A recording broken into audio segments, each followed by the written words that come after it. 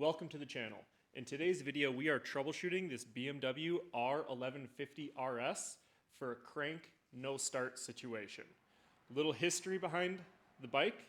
The customer started the bike up, went inside to make a cup of coffee, forgot about the bike completely, came out 30 minutes later, the bike's smoking, and he went to restart it, and it was a crank no start situation. So the troubleshooting process that I'm going to be following is going to be a very universal troubleshooting process and will apply to any motorcycle. It honestly apply to cars. Basically, an engine only needs three things to run: spark, fuel, and compression, and obviously timing, so I guess four things.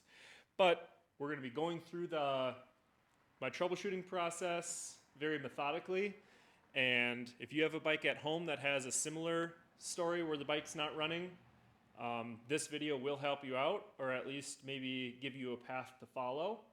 But without further ado, let's get to it. So you can see that the powder coat on the engine, on the valve covers, on the cylinders, is all kind of a brownish burnt color. You can compare the color on the valve cover to the color on the transmission housing there. And just by looking at that, I can tell that this bike got hot. Looking over here at the sight glass, you can see the sight glass has actually started to melt. How crazy is that? First things first, let's strip all the bodywork off this thing. So the first step we're gonna do is check if the fuel pump is getting power. So on this bike, when you turn the key on, you can actually hear the fuel pump start to prime. And on other bikes, you actually have to bump the start button for the fuel pump to prime. This fuel pump's a lot louder than other bikes. Some bikes you might have to put your ear up against the side of the gas tank, but on this one we can hear it fine without. So I'm gonna turn the key on and we should hear the fuel pump.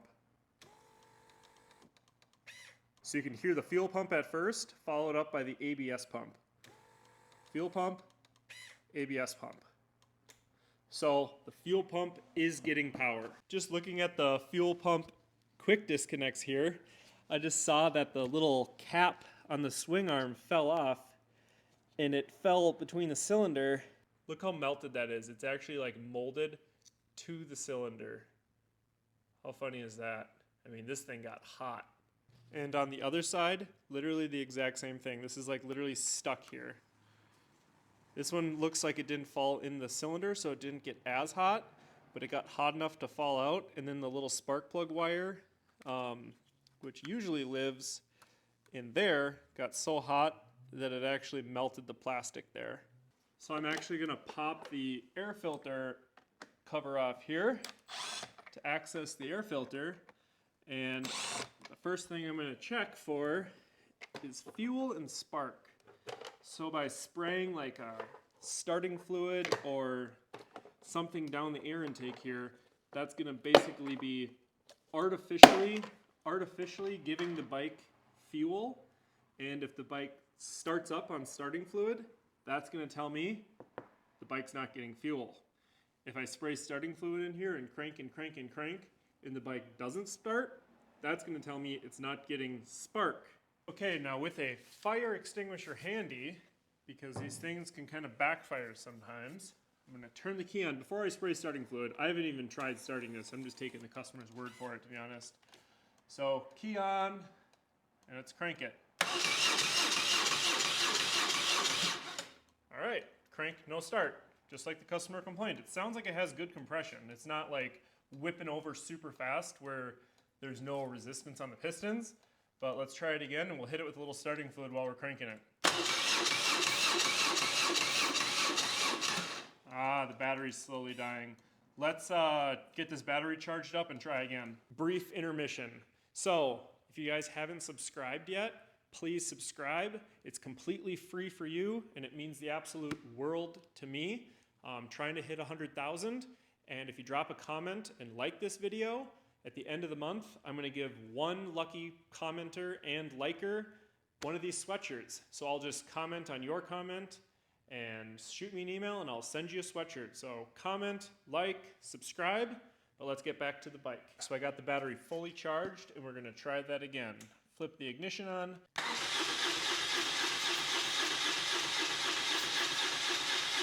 All right, so the bike didn't want to run on starting fluid. So with us artificially giving it fuel, the bike still doesn't run. So we can eliminate fuel out of the equation. We know the bike's getting fuel, obviously, and it still doesn't run. So let's look into the ignition system. So I have the spark plugs removed and I have them grounded out right there on the exhaust system. Let's crank the engine and look for spark. I got nothing. Let's check the other side. I don't see anything over here on the left side. So let's dig a little bit further into the ignition system. We can now remove this front cover on the front of the engine. Let's kind of wiggle it off to the side there. And that's going to expose, I guess it's going to expose our crank pulley and our alternator belt, which obviously will replace the belt since we're here, but our Hall effect sensor. So the Hall effect sensor kind of is your ignition, if you will. It determines your ignition timing, and there's a little pickup that tells the bike to spark. So that's kind of what I'm thinking.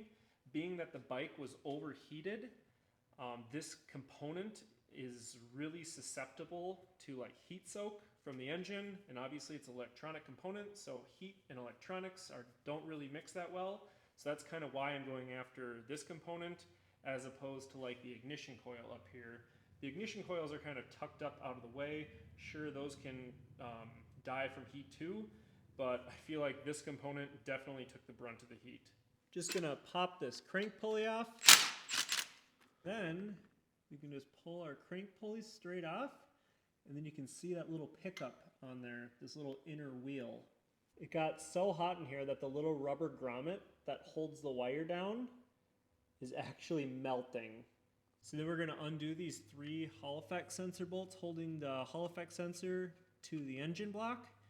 And once we remove these, we'll swap it out for a new one and try it again. All right, so we got a new Hall effect loosely installed here. So now that we have the Hall effect sensor installed, let's check for spark. You can see the spark there. Let's go check the other side. All right, we got the Hall effect sensor installed. I put new spark plugs in, cleaned the air filter, and a new alternator belt. I still have yet to time the Hall effect sensor, but I got it like set to the baseline.